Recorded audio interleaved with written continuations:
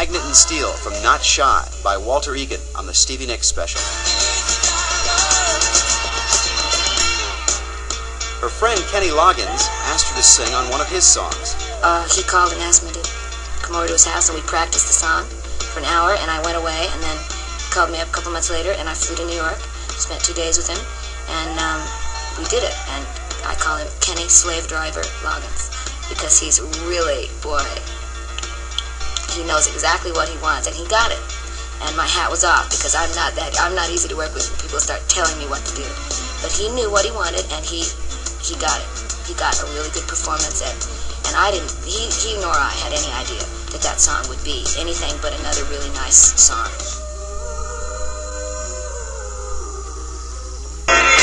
Gold from Jon Stewart's Bombs Away Dream Babies album on the Stevie Nicks special. That was an accident. I went in to sing on the Wind song, whatever that was, and just was there and ran out and very quickly put that part on. That was not even planned. That was done in about 20 minutes, and that was as off the wall as anything else.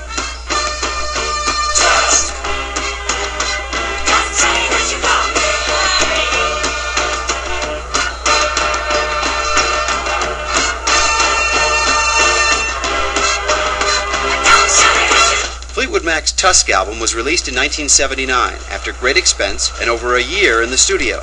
Incredibly, Stevie's song Sarah became the subject of a lawsuit with a woman who claimed she'd written it. Well, I did a deposition, Gordon did a deposition, and Sarah did a deposition. Plus Warner Brothers and a million other people did depositions.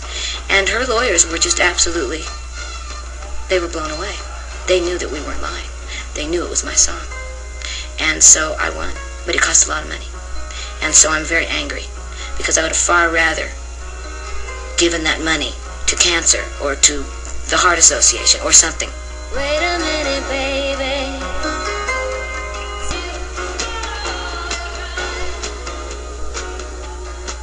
Sarah from Fleetwood Mac's Tusk on the Stevie Nicks special. Coming up, recording with Tom Petty and the Heartbreakers and Belladonna. The Stevie Nicks special with your host Denny Somack will return from the source.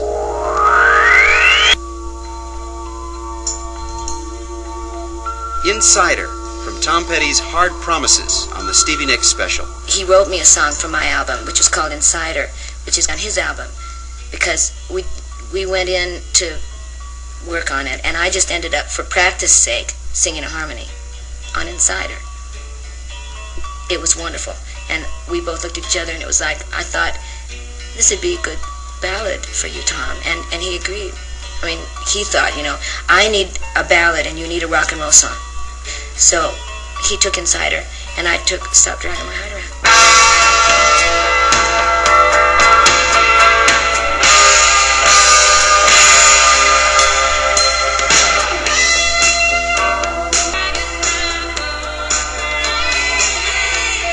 Stop Dragging My Heart Around from Belladonna on the Stevie Nicks special.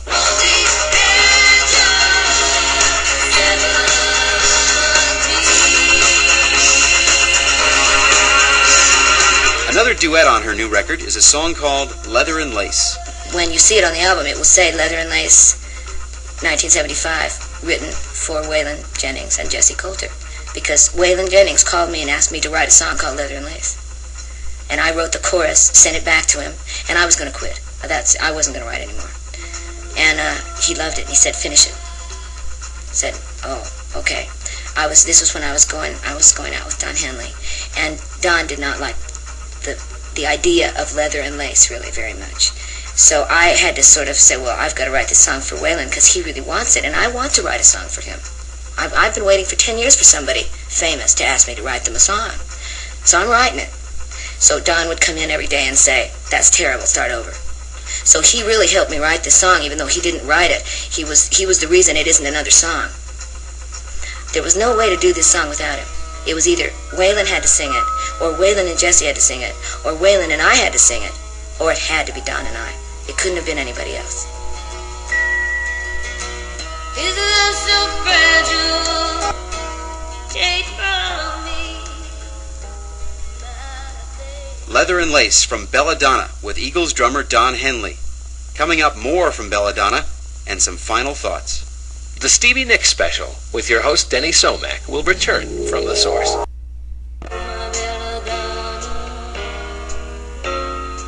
Stevie Nicks' first solo LP is called Belladonna. The title derived from the opening song. I wanted to call it Belladonna. I went to Chile right after we finished Tusk. And I was very, very tired, 13 months of recording every day, almost. I was very tired and I was pretty kind of depressed, actually. And so I spent that 6 weeks thinking about what it was that my life was and where it was I was going and how I wanted to deal with the rest of it. And Belladonna says, come in out of the darkness. And that's basically what the whole song means. It was me making a decision whether I wanted to I was pretty unhappy, and whether I wanted to continue in that unhappy vein or whether I wanted to be lifted up out of it. And in Belladonna it says, and your face becomes thin and you never thought it would. That's basically what it's saying. It was me asking myself to come in out of the darkness. And in so asking myself, asking everybody else to come in out of the darkness too. A very personal song of Stevie's from the album is Edge of 17. The immediate inspiration is from Jane Petty, who's Tom's wife, because she told me that when she met Tom, she said at the age of 17, but she has this incredible southern drawl. So it sounded like she said the edge of 17. And I said, Jane, I'm writing it on the menu, right? I'm writing a song called Edge of 17. And she laughs, she didn't ever think I was serious. So it started out about Tom and Jane, basically, who I have no idea what they were at 17, but I made it up. And it went into being written about I have an uncle who died, and right when John Lennon died. And their names are both John.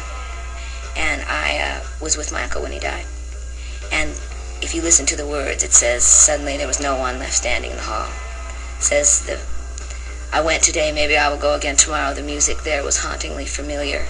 And I see you doing what I try to do for me, with the words of a poet, the voice of a choir, and a melody. Nothing else mattered. Nothing else mattered to me except John Lennon and my uncle, and my family. Edge of 17 on the Stevie Nicks Special. One song from the album Belladonna predates Stevie's superstardom. After the Glitter Fades was written in 1972, 2 years before Fleetwood Mac.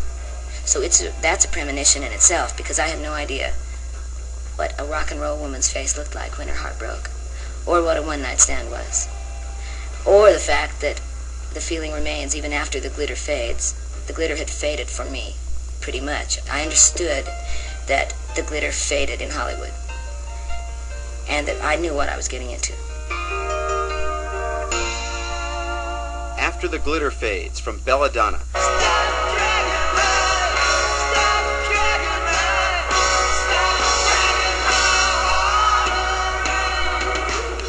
Stevie's album Belladonna, her first solo effort, has become one of the biggest albums of 1981.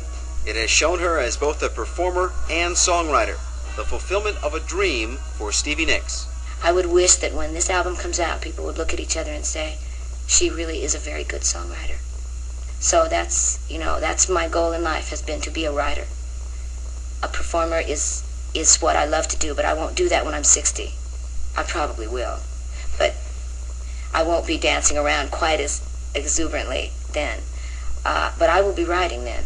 So what I really wanted was for people to give me credit, like Don Henley and Glenn Frey and, the ones that I look up to say, not only is she a pretty nice girl, but she writes really good songs. When they say that to me, and when the world says to me, not bad, Stevie, that's really my only wish. Thanks for joining us on the Stevie Nicks Special. I'm Denny Somack, and we'll be back with another Source event. The Stevie Nicks Special was written by Steve Johnson.